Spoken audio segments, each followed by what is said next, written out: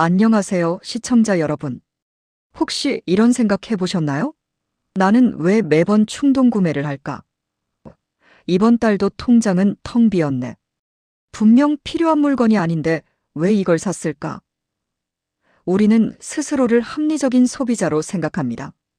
꼼꼼하게 가격을 비교하고 나에게 꼭 필요한 물건만 산다고 믿죠. 하지만 안타깝게도 당신의 지갑은 당신의 이성이 아니라 당신의 뇌가 심어놓은 착각에 의해 움직이고 있을 가능성이 큽니다. 부자들이 겉으로 드러내지 않는, 아니, 어쩌면 스스로도 정확히 인지하지 못하는 돈을 낭비하게 만드는 뇌과학의 비밀. 오늘 이 자리에서는 당신의 소비 패턴을 180도 바꿀 수 있는 부자들은 이미 무의식적으로 피하고 있는 세 가지 심리적 함정을 깊숙이 파헤쳐 보겠습니다. 이 영상을 끝까지 보신다면 더 이상 광고와 마케팅에 휘둘리지 않고 스스로 부자가 되는 뇌를 만들 수 있을 겁니다. 자, 그럼 시작해 볼까요? 첫째, 기준점이 당신의 지갑을 털어갑니다. 앵커링 효과의 무서운 진실. 첫 번째 비밀은 바로 앵커링 효과입니다. 즉, 닻을 내린다는 뜻이죠. 앵커링 효과란 무엇일까요? 쉽게 말해, 우리가 어떤 가치나 가격을 판단할 때 가장 먼저 접한 정보 기준점에 너무 크게 의존해서 그 기준에서 벗어나지 못하고 판단이 고정되는 현상을 말합니다. 우리 뇌는 불확실한 상황에서 어떻게든 기준을 찾으려고 합니다. 이때 가장 먼저 제시된 숫자가 바로 닷처럼 박혀버리는 거죠. 예를 들어볼게요. 명품 매장에 갔는데 직원이 100만 원짜리 가방을 보여줍니다. 당신은 와, 너무 비싸다라고 생각하죠. 그런데 직원이 바로 옆에 있는 세일에서 30만 원인 지갑을 보여줍니다. 100만 원짜리 가방을 본 후 30만 원짜리 지갑을 보면 어떤 생각이 드나요? 100만 원에 비하면 30만 원은 엄청 싸네. 이 정도면 살만해. 라고 느끼지 않으셨나요? 사실 30만 원짜리 지갑은 그 자체로 절대 저렴한 가격이 아닙니다. 하지만 당신의 뇌는 100만 원이라는 앵커단을 기준으로 삼았기 때문에 30만 원이라는 숫자에 대해 합리적인 판단을 내리지 못하고 할인이라는 착각에 빠져 지갑을 열게 되는 겁니다. 마케터들은 이 앵커링 효과를 아주 교묘하게 활용합니다. 온라인 쇼핑몰에서 원가 10만 원, 할인가 5만 원이라고 표시된 것을 자주 보실 겁니다. 여기서 10만 원이 바로 앵커입니다. 당신은 10만 원을 기준으로 5만 원을 판단하기 때문에 50%나 할인받았다는 이득에만 집중하고 5만 원의 가치 자체를 냉정하게 평가하지 못하게 됩니다. 부자들은 물건의 원래 가격이 아니라 현재 가격의 효용성에만 집중하려고 노력합니다. 그들이 겉으로 보이는 할인에 쉽게 현혹되지 않는 이유가 바로 이것입니다. 둘째, 잃어버리기 싫은 마음이 합리적인 판단을 가로막습니다. 손실 회피 편향의 덫. 두 번째 비밀은 손실 회피 편향입니다. 이 개념은 행동경제학에서 가장 중요하고 강력한 개념 중 하나로 꼽힙니다. 이것이 무슨 말이냐 하면 우리 인간은 이익을 얻었을 때 느끼는 기쁨보다 손실을 입었을 때 느끼는 고통을 약 2배 반 이상 더 크게 느낀다는 것입니다. 10만 원을 벌었을 때의 만족감보다 10만 원을 잃었을 때의 괴로움이 훨씬 더 크다는 거죠. 이 손실을 피하고 싶어하는 강력한 본능이 바로 우리의 비합리적인 소비와 투자를 부추깁니다. 가장 흔한 예가 바로 무료 체험 마케팅입니다. 여러분, 한 달 무료 구독 서비스를 신청해 본 적 있으시죠? 처음에 가입할 때는 어차피 한 달 공짜니까라는 가벼운 마음입니다. 하지만 한 달이 지나서 이제 돈을 내야 할 시점이 되면 당신의 뇌는 다르게 작동합니다. 만약 구독을 취소하면 내가 한 달 동안 누렸던 이 편리함과 콘텐츠를 잃어버리게 되겠지? 라고 생각합니다. 여기서 당신이 구독료를 지불하지 않으면 손실을 입는다는 강력한 느낌이 생겨나는 거죠. 또 다른 예는 묻지마 투자입니다.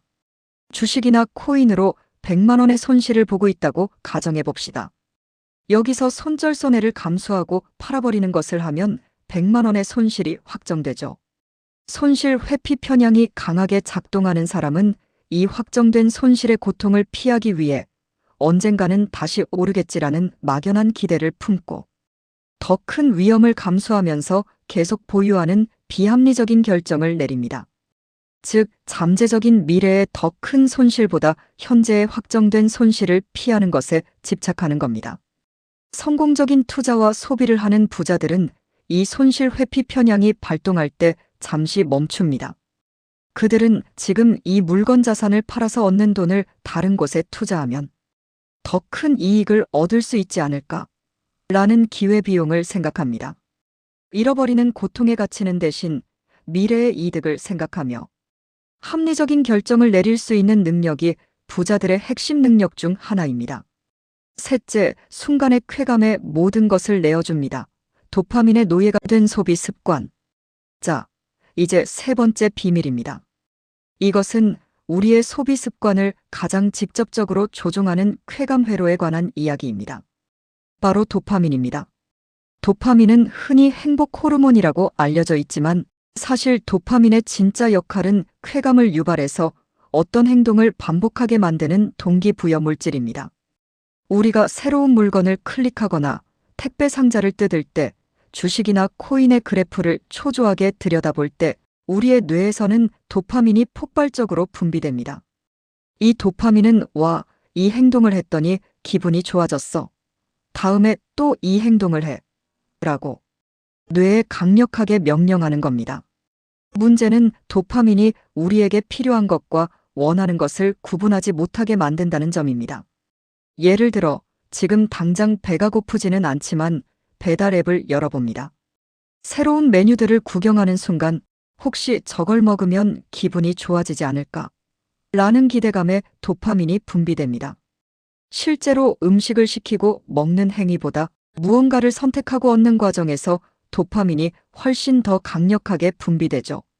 그래서 여러분이 이미 옷장 가득 옷이 있는데도 자꾸 새로운 옷을 사고 싶어지는 겁니다. 옷을 입는 행위 자체가 아니라 새로운 옷을 쇼핑하고 구매 버튼을 누르는 순간의 쾌감을 뇌가 반복적으로 원하기 때문입니다. 일종의 도파민 중독인 거죠. 부자들은 이 도파민 회로를 어떻게 다룰까요? 그들은 순간적인 쾌감을 주는 소비 대신 장기적인 만족감을 주는 행동에 도파민 회로를 연결하려고 합니다. 예를 들어 새로운 명품을 사는 대신 주식 계좌에 돈을 넣고 잔액이 늘어나는 것을 확인하는 행위 혹은 책을 읽고 새로운 지식을 얻는 행위 등입니다. 이 행동들이 도파민을 분비하도록 훈련하는 겁니다. 즉, 돈을 쓰는 소비 대신 돈을 불리는 행위에서 쾌감을 느끼도록 뇌를 재설계하는 것이죠. 여러분도 지금 당장 쓸데없는 소비 대신 계좌 잠고 확인해서 쾌감을 느껴보세요. 뇌는 아주 빠르게 적응할 겁니다. 자, 오늘 우리는 당신의 소비를 조종하는 뇌과학의 세 가지 비밀, 앵커링 효과, 손실, 회피 편향, 그리고 도파민의 함정에 대해 깊이 있게 알아봤습니다. 이 비밀들을 아는 것만으로도 당신은 이미 평범한 소비자들보다 한 발 앞서 나간 것입니다.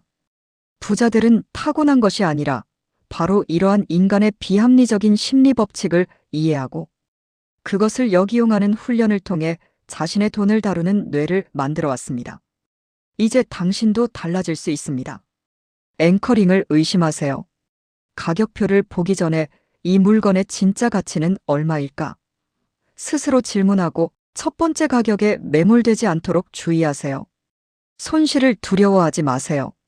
잃는 고통에 매달리기보다 지금 이 자원 돈, 시간을 다른 곳에 썼을 때 얻을 수 있는 미래의 기회에 집중하세요. 도파민 스위치를 바꾸세요. 순간적인 쇼핑 쾌감 대신 저축과 투자, 자기 개발에서 오는 장기적인 만족감과 성장에 뇌가 쾌감을 느끼도록 스스로를 훈련시키세요. 이 세 가지 비밀을 기억하고 적용하는 순간 당신의 지갑과 통장, 그리고 미래는 완전히 달라질 것입니다. 오늘 영상이 도움이 되셨다면 구독과 좋아요를 눌러주시고 다음에도 흥미롭고 유익한 정보로 찾아뵙겠습니다. 감사합니다.